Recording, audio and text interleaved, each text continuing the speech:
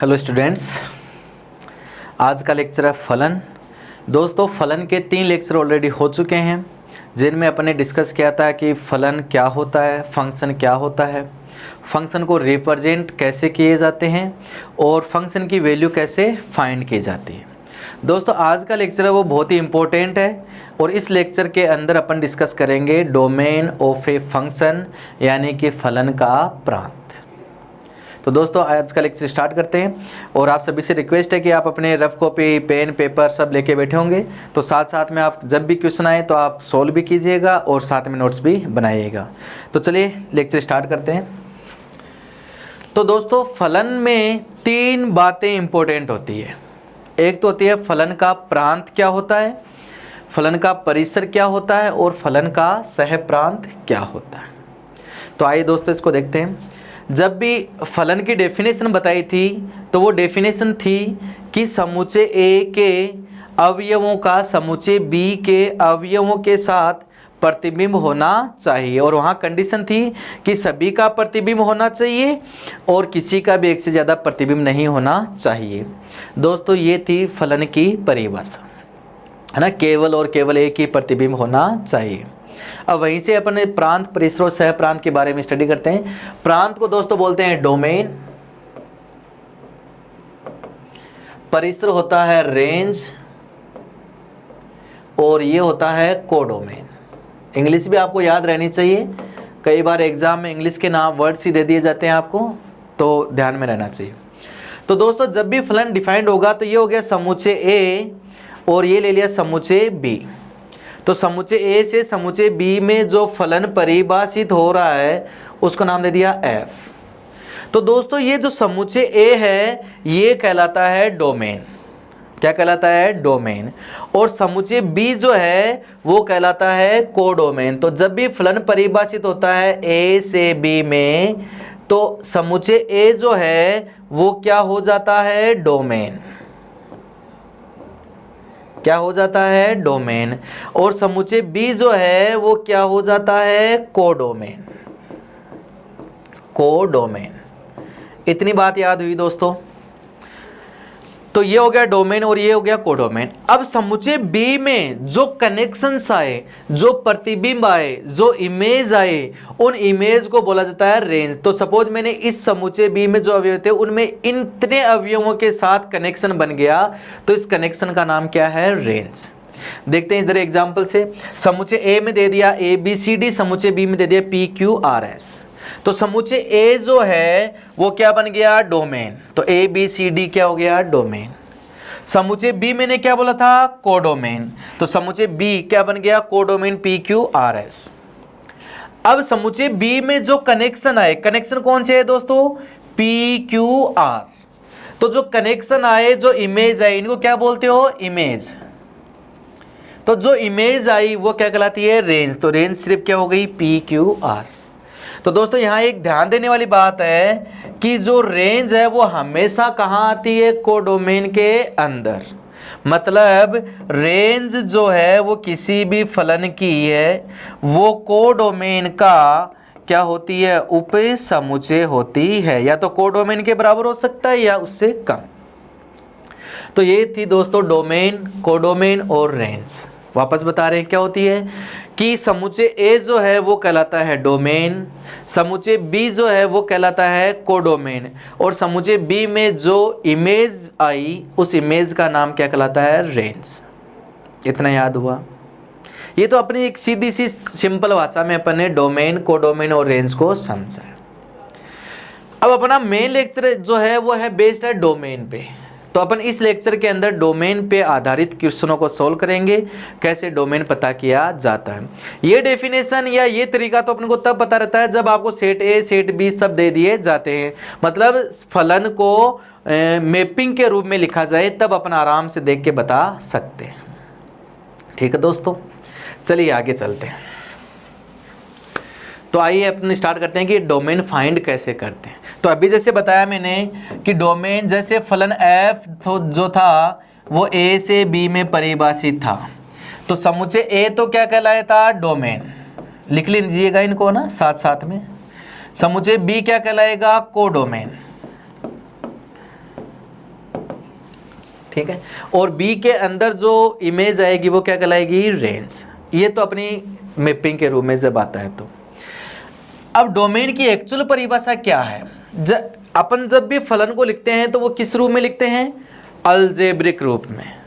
Normally आपने गणित के अंदर, मैथमेटिक्स के अंदर देखा होगा, एफ एक्स बराबर 3x + 4, एफ एक्स बराबर साइन एक्स, एफ एक्स बराबर कोस एक्स, ऐसे लिखा रहता है। उस फॉर्मेट को क्या दोस्तों नाम दिया जाता है, अलजेब्रिक, बीजगणितीय रूप में। तब अपन को समुच्चय ए और समुच्चय बी नहीं दिए जाते। तब डोमेन एक्चुअल में कैसे पता किया जाता है, वहां से अपने क्वेश्चन निकलते हैं। तो दोस्तों अलजेब्रिक रूप में जब डोमेन की परिभाषा दी जाएगी तो फलन जब भी लिखा जाएगा वो कैसे लिखा जाएगा, एफ एक्स रूप में। तो डोमेन क्या होगा कि यहां जो x है, फलन के अंदर जो x रखे जाएं, उन x पे फलन का मान परिभाषित आना चाहिए। यानी कि वही x के मान अपना डोमेन कहलाएगा जिन पर दिया गया फलन परिभाषित होना चाहिए। ये है एक्चुअल में डोमेन की डेफिनेशन। क्या है कि x के वे मान जिन पर दिया गया फलन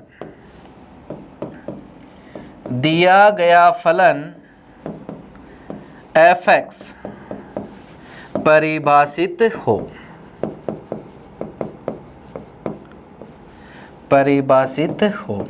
ये डोमेन की एक्चुअल में क्या है, डेफिनेशन।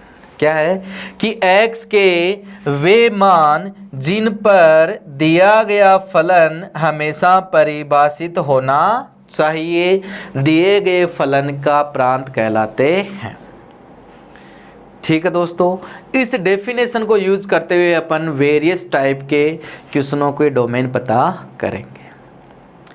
अब ये परिभाषित होना चाहिए, तो परिभाषित कब, कौन से फलन कब परिभाषित होते हैं या उनकी कंडीशन क्या होती है, वो कंडीशन अपन को ध्यान में रखनी है। अगर वो कंडीशन याद रहेगी तो अपन फलन का प्रांत जो है वो हमेशा ज्ञात कर सकते हैं। तो दोस्तों इसी डेफिनेशन को यूज करते हुए अपन स्टार्ट करते हैं फलन के प्रांत ज्ञात करते हैं। अब यहाँ से अपने टाइप चल रहे हैं। तो देखो पहला टाइप जो है वो है कि एफ एक्स बटा जी एक्स, मतलब अंश और हर के अंदर आपको कोई फलन लिख के दे दिया जाए और उसका आपको डोमेन पता करने के लिए पूछे, तो क्या करना है दोस्तों। तो पूरी मैथमेटिक्स के लिए एक कॉमन रिजल्ट आपको याद रख लेना है कि मैथमेटिक्स में हर के अंदर, कहाँ दोस्तों, हर के अंदर जो भी लिखा हुआ है उसका मान कभी भी शून्य नहीं होना चाहिए। दोस्तों एक बार फिर से बता रहा हूं कि अंश और हर में मैथमेटिक्स के अंदर कुछ भी लिखा जाए अंश और हर के रूप में, वो चीज़ को परिभाषित होने के लिए हर का मान कभी भी शून्य नहीं होना चाहिए। तो जहां हर शून्य है वहां पे अपना फलन क्या हो जाएगा, अपरिभाषित। तो अपन वो वाले मानों को शामिल नहीं करेंगे। यहां तक क्लियर है दोस्तों। तो देखिए एफ एक्स बटा जी एक्स टाइप, तो यहां पे आपको याद रखना है इसकी कंडीशन क्या है कि अगर ऐसे टाइप का फलन का प्रांत ज्ञात करना है तो हर को ना दोस्तों यहाँ पे जी एक्स, तो हर का मान शून्य नहीं होना चाहिए। ये सफिशिएंट कंडीशन है, हर का मान क्या नहीं होना चाहिए, शून्य। तो अपन क्या करेंगे, हर का मान कहां कहां जीरो हो रहा है वो वाले मान पता कर लेंगे और उनको आर में से, आर मतलब वास्तविक संख्याओं में से हटा देंगे, तो वो वाले मान बच जाएंगे जहां पर हर का मान शून्य नहीं हो रहा, और वही अपना क्या हो जाएगा, प्रांत हो जाएगा। दोस्तों इसका क्वेश्चन करते हैं। जैसे मैंने एग्जाम्पल ले लिया कि एफ एक्स बराबर x + 4 अपॉन 2x - 8, ये क्वेश्चन दे दिया।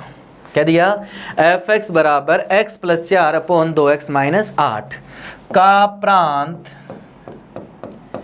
प्रांत ज्ञात कीजिए। ये आपके सामने स्क्रीन पे एक क्वेश्चन है। तो देखो ऐसा आ गया अंश और हर के रूप में। तो प्रांत की परिभाषा क्या बताई थी कि वे मान जहां पर फलन परिभाषित होना चाहिए। और यहाँ परिभाषित कब होगा, जब हर का मान, हर कौन है 2x माइनस 8, हर का मान शून्य नहीं होना चाहिए। तो अपन क्या करेंगे कि दिया गया फलन जो है वो परिभाषित होने के लिए 2x माइनस 8 की वैल्यू दोस्तों क्या नहीं होनी चाहिए, 0, क्योंकि हर का मान 0 हो गया तो बट्टे में 0 क्या होता है, परिभाषित। अब कंडीशन मिल गई अपन को, इसको सोल्व कर लीजिए, x का मान ज्ञात कर लीजिए। 2x बराबर कितना आ गया, 8, नॉट इक्वल्स टू, है ना, 2 का भाग दिया तो x equal not equal to कितना आ गया, 4। मतलब x का मान अगर 4 रखा, इसका मतलब क्या है कि x का मान 4 नहीं रखना। क्यों नहीं रखना, क्योंकि x का मान अगर 4 यहाँ पे रखा तो हर का मान क्या हो रहा है, 0। चेक कीजिए, 2 गुना 4 8, 8 माइनस 8 0। मतलब x बराबर 4 रखने पे हर का मान 0 हो रहा है, जो कि अपन को नहीं चाहिए, क्योंकि हर 0 नहीं होना चाहिए। मतलब x की वैल्यू अपने को 4 जो है वो पॉसिबल नहीं है, अपने को उसकी ज़रूरत नहीं है। तो जिस चीज़ की ज़रूरत नहीं है उसको बाहर कर दीजिए तो ज़रूरत वाली चीज़ें बच जाती है। तो अब इसका डोमेन जो है वो क्या हो जाएगा, तो इसका डोमेन जो है, प्रांत जो है वो क्या हो गया, आर में से, आर मतलब माइनस अनंत से प्लस अनंत, आर में से बिना जरूरत, जरूरत किसकी नहीं थी, 4 की, तो जिसकी जरूरत नहीं थी उसको हटा दिया जाए तो अपने पास क्या बच गया, डोमेन। तो इस पैटर्न के क्वेश्चनों का डोमेन हमेशा ऐसे ही पता किया जाएगा। आइए दोस्तों एक क्वेश्चन और देखते हैं। जैसे क्वेश्चन दे दिया आपके लिए,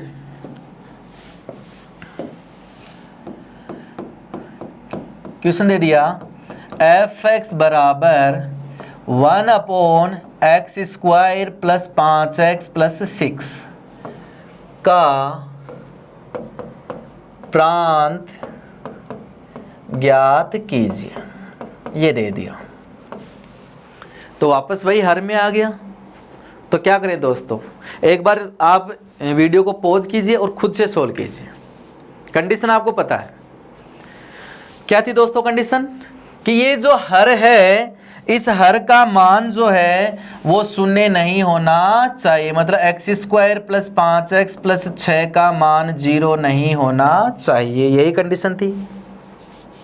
अब ये द्विघात समीकरण आ गई, सोल्व करोगे तो आपको पता चल जाएगा कि कहाँ कहाँ पे 0 हो रहा है।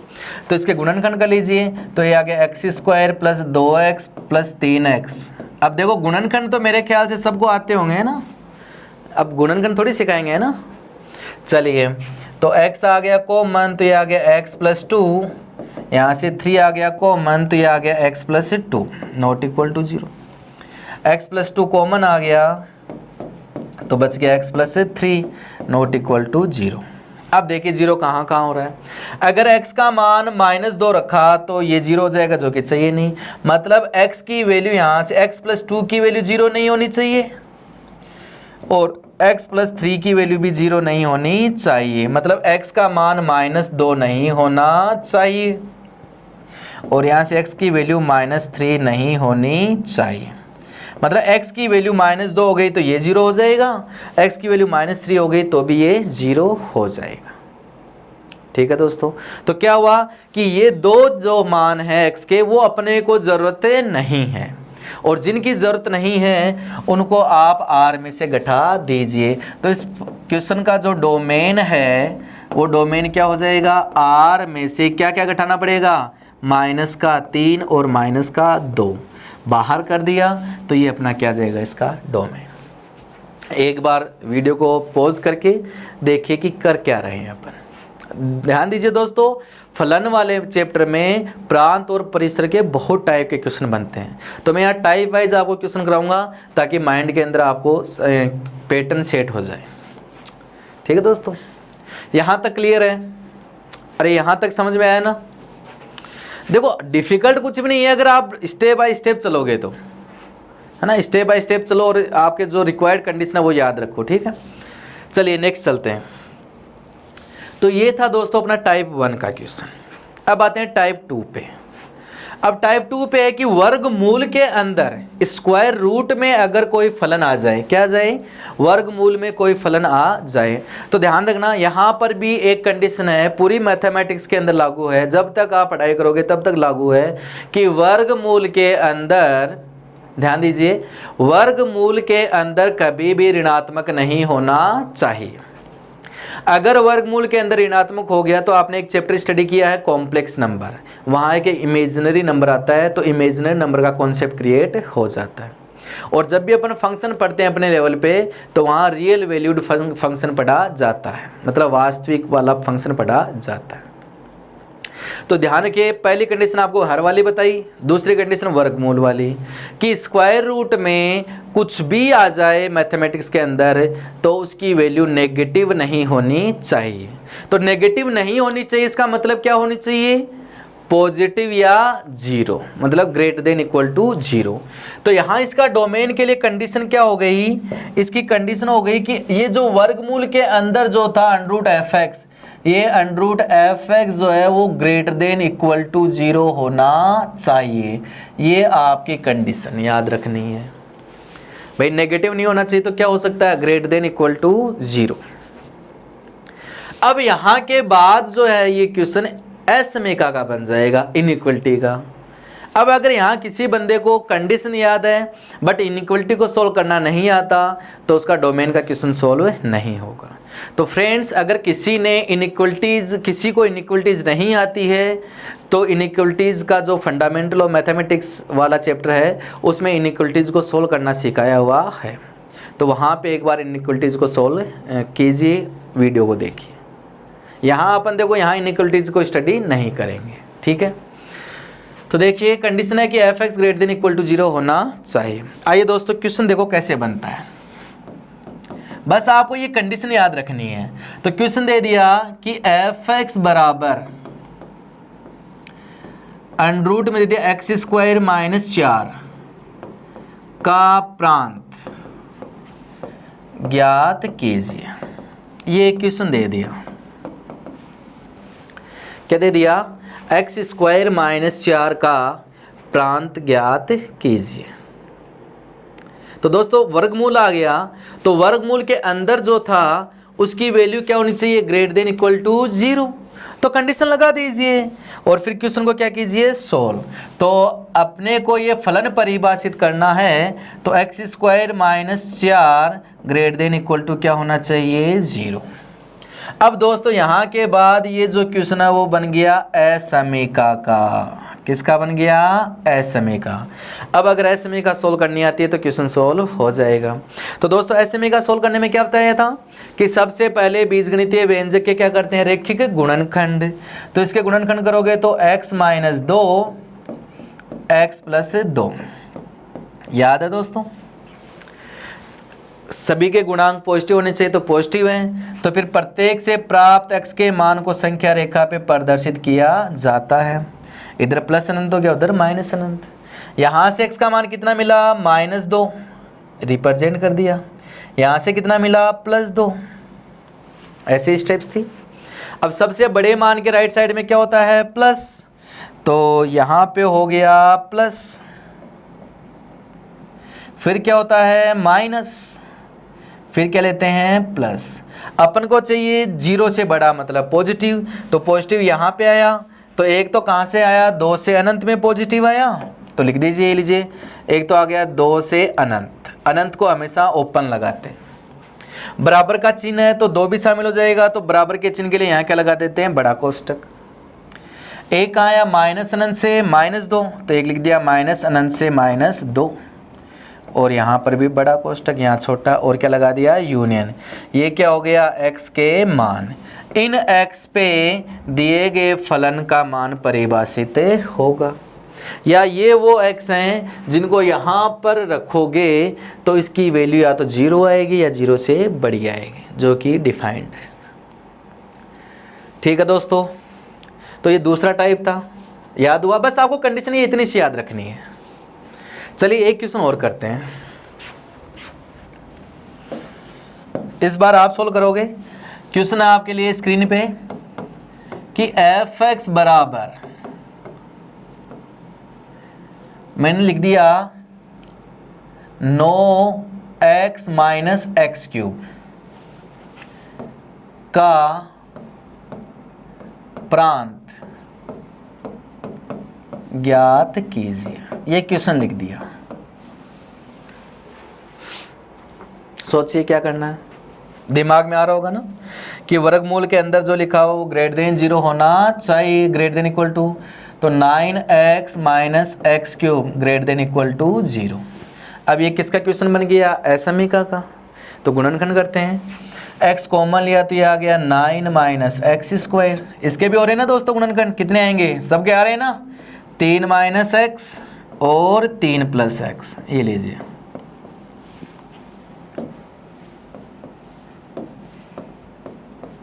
ठीक है, अब आपको एसएमए का सोल्व करनी थी।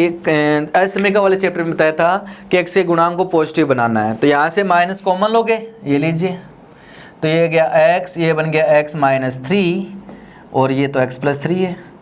अब माइनस हटाने के लिए एसएमए का माइनस से क्या करना पड़ेगा, गुणा, और माइनस से गुणा करते तो एसएमए का चिन्ह क्या हो जाता है, चेंज। तो ये लीजिए x, ये हो गया x माइनस 3, ये हो गया x प्लस 3 और ये हो गया साइन चेंज। माइनस से गुणा करा दे तो माइनस हट गया इधर से।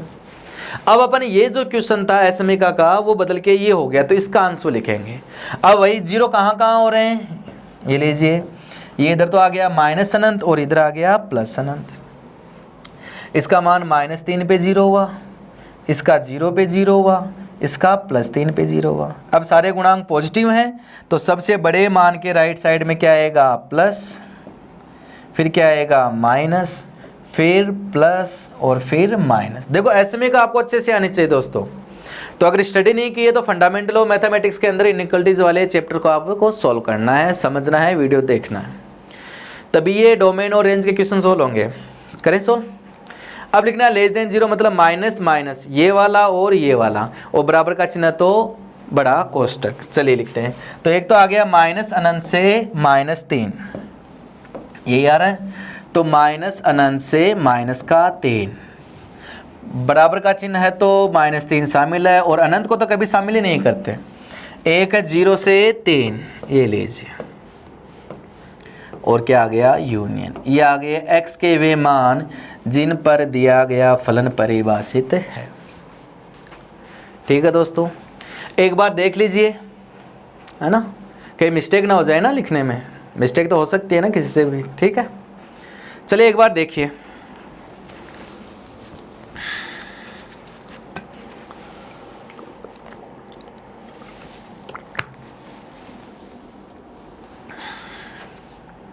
ये अपने दोस्तों दो टाइप के डोमेन के क्वेश्चन हो चुके हैं।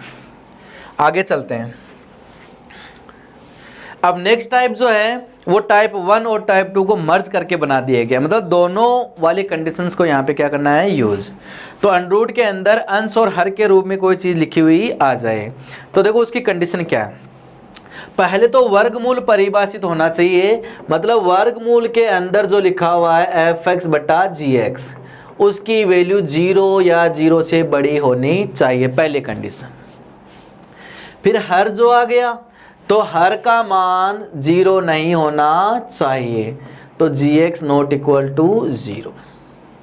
ये दोनों कंडीशन लगाओगे तो अपना क्या जाएगा, x के वे मान आ जाएंगे जिन पर दिया गया फलन परिभाषित हो जाएगा। करें स्टार्ट। चलिए देखिए क्वेश्चन है आपके लिए, fx बराबर x प्लस 4 और x स्क्वायर माइनस 9 ये दे दिया का प्रांत ज्ञात कीजिए। तो कंडीशन आपके सामने लिखी हुई है, तो वीडियो को पॉज कीजिए और खुद से क्वेश्चन को सॉल्व कीजिए। ठीक है दोस्तों, करें स्टार्ट। तो वर्गमूल दिखा, तो पहले वर्गमूल की वैल्यू जो है वो ग्रेटर देन इक्वल टू क्या होनी चाहिए, 0, ये लीजिए पहली कंडीशन। और दूसरी कंडीशन क्या बताई कि हर का मान, हर क्या, एक्स स्क्वायर माइनस 9, इसकी वैल्यू 0 नहीं होनी चाहिए। तो पहले इसी को सोल्व कर लेते हैं। तो इसके गुणनखंड किया तो x माइनस 3 और x प्लस 3, इसका मान 0 नहीं होना चाहिए। तो क्या क्या नहीं हो सकता, x की वैल्यू माइनस का 3 और प्लस का 3, ये दो मान अपन को शामिल नहीं करने। दूसरी कंडीशन से, पहली कंडीशन में क्या है, एसएमइका, तो एसएमइका को सोल्व करने के लिए क्या करते हैं, गुणनखंड, ये लीजिए,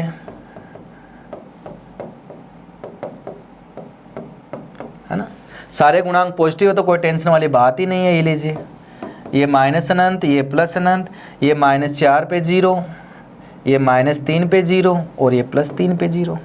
सारे गुणांक पॉजिटिव है तो सबसे बड़े मान के राइट साइड में क्या आएगा, पॉजिटिव, फिर नेगेटिव, फिर पॉजिटिव, फिर नेगेटिव। अब आंसर लिख दीजिए, ये लीजिए, तो आंसर क्या आएगा दोस्तों बताइए।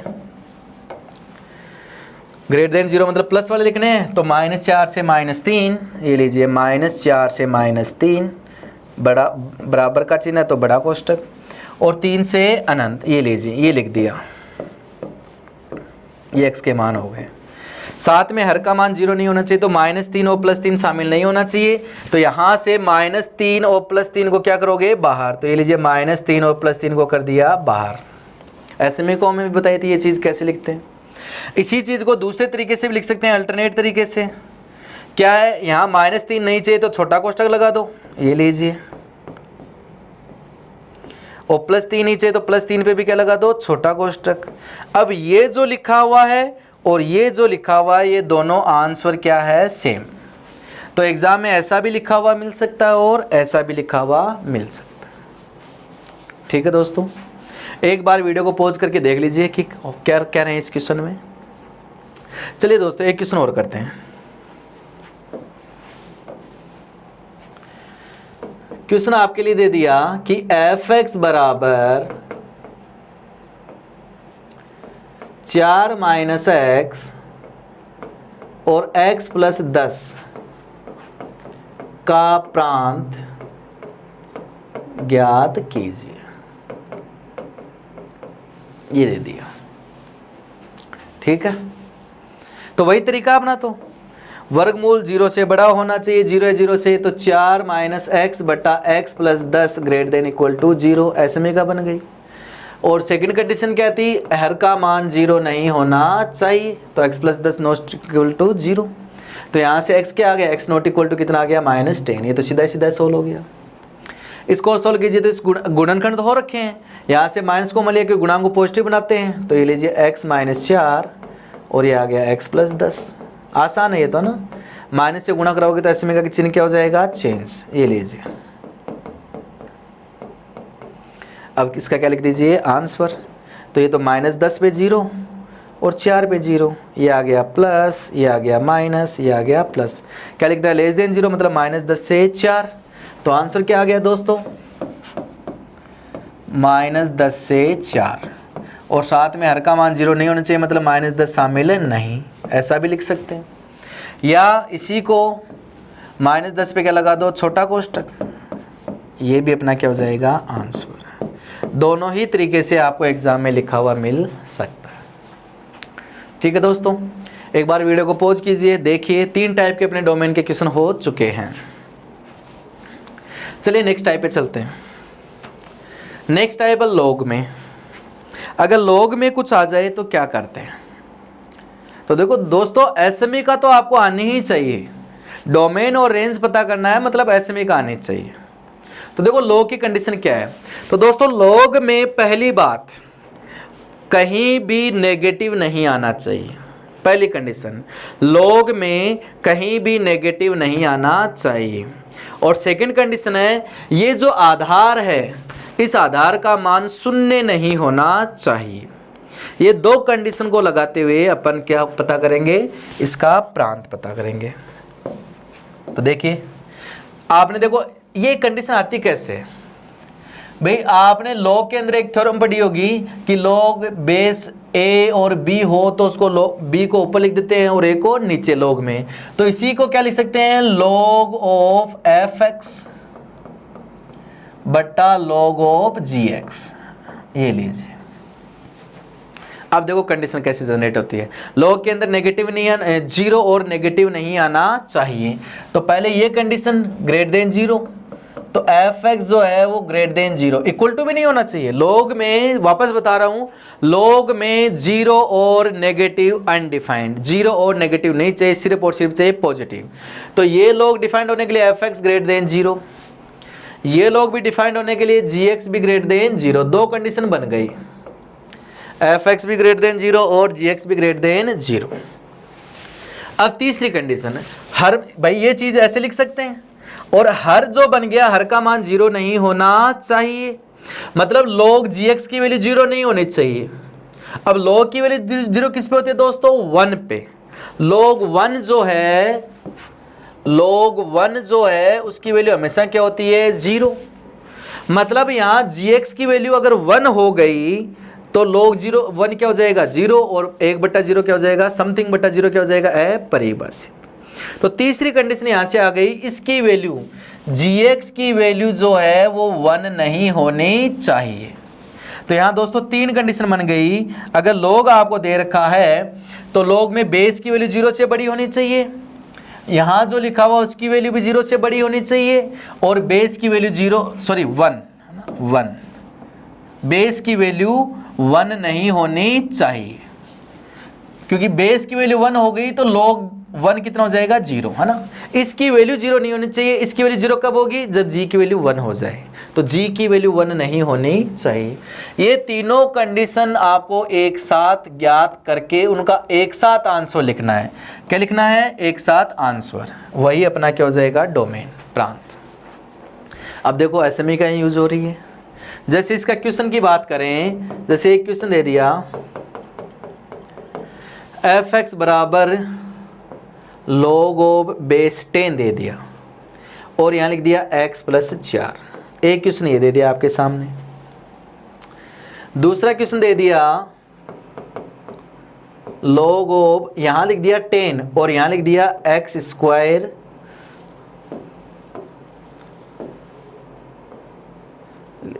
यहाँ लिख दिया x + 10, है ना, ये 10 है, ठीक है। और तीसरा क्वेश्चन लिख दिया बेस, यहां पर भी लिख दिया मैंने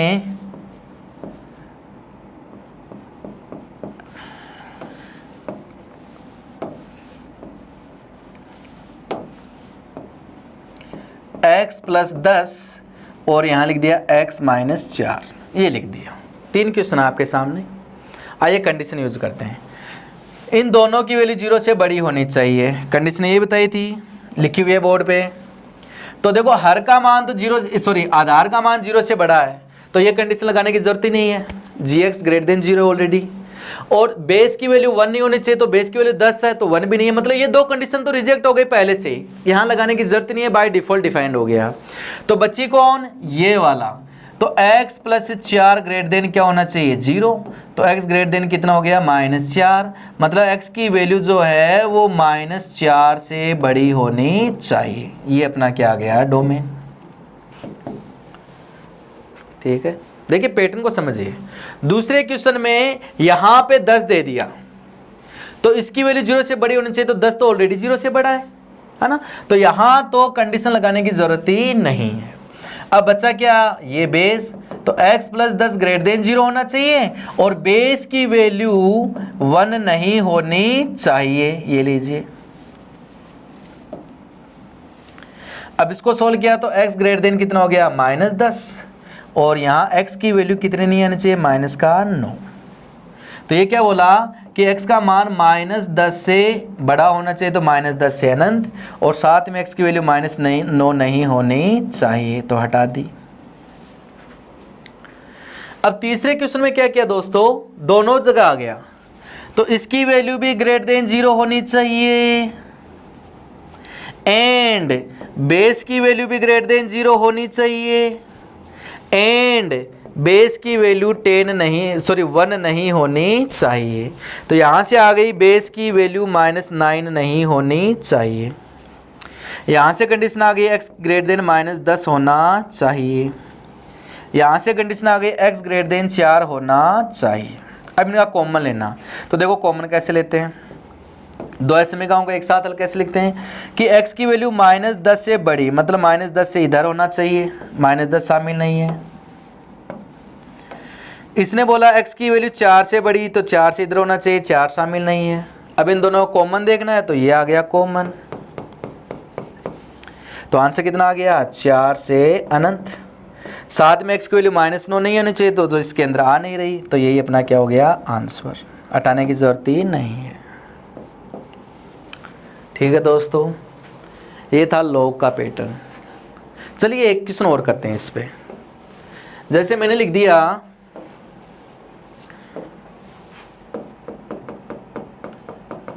f(x) बराबर log ऑफ, बेस में दे दिया x + 4 और यहां लिख दिया x² - 16। चलिए करें,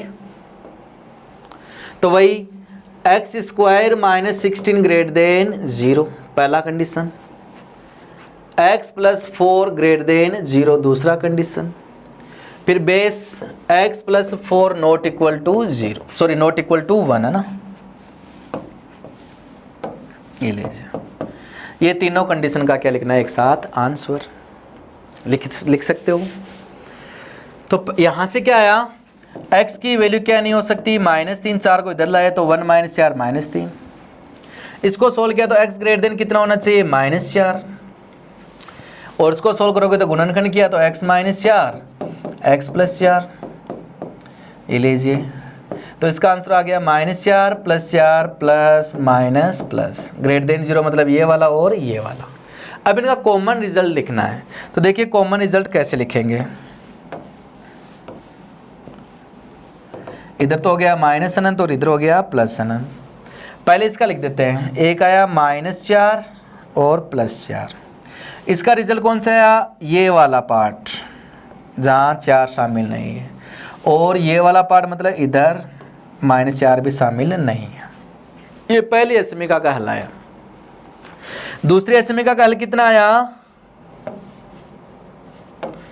कि -4 से बड़ा, मतलब -4 ये था, इससे बड़ा मतलब इधर ये दूसरी का है जहाँ -4 भी शामिल नहीं है, मतलब -4 तो आने का सवाल ही नहीं दोनों में। अब इनका कॉमन चाहिए, तो देखिए कॉमन कैसे आ रहा है, ये इधर वाला कॉमन आ रहा है क्या, नहीं, ये वाला भी कॉमन, यहाँ के बाद 4 के बाद कॉमन आ रहा है, तो कॉमन एरिया कौन सा हो गया, ये, मतलब ये वाले x पे ये दोनों क्या है परिभाषित, जहाँ 4 शामिल नहीं है। तो आंसर कितना आ गया 4 से अनंत, और साथ में बेस की वैल्यू -3 नहीं होनी चाहिए, जो कि इसमें आ ही नहीं रही, तो हटाने की जरूरत नहीं है। तो ये अपना क्या हो गया इसका इफेक्टिव आंसर। तो दोस्तों लॉग के साथ अपन को इस प्रकार डील करना है। एक बार देखिए,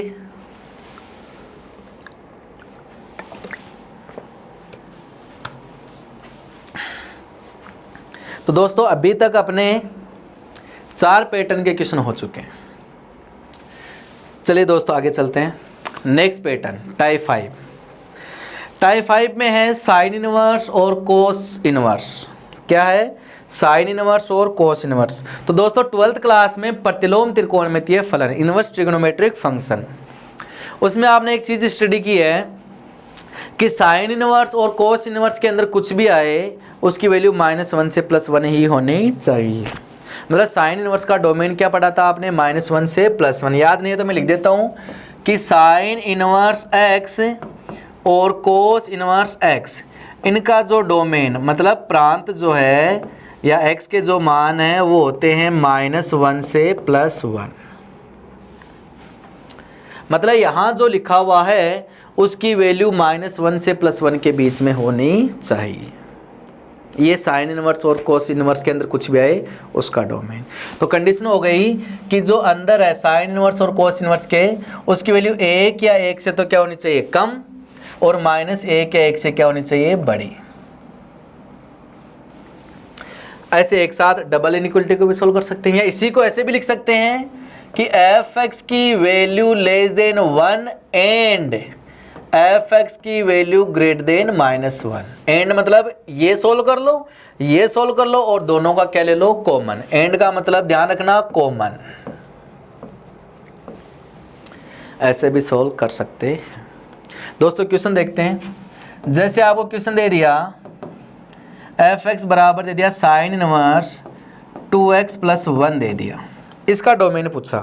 तो साइन की इनवर्स के अंदर कुछ भी है, इसकी वैल्यू जो है वो 1 से कम, -1 से ज़्यादा या उनके बराबर हो सकती है। तो कंडीशन लगा देते हैं। ये जो अंदर लिखा हुआ है 2x + 1, इसकी वैल्यू 1 या 1 से कम और -1 या 1 से ज़्यादा, ये कंडीशन लग गई। अब इसको सोल्व कर लीजिए।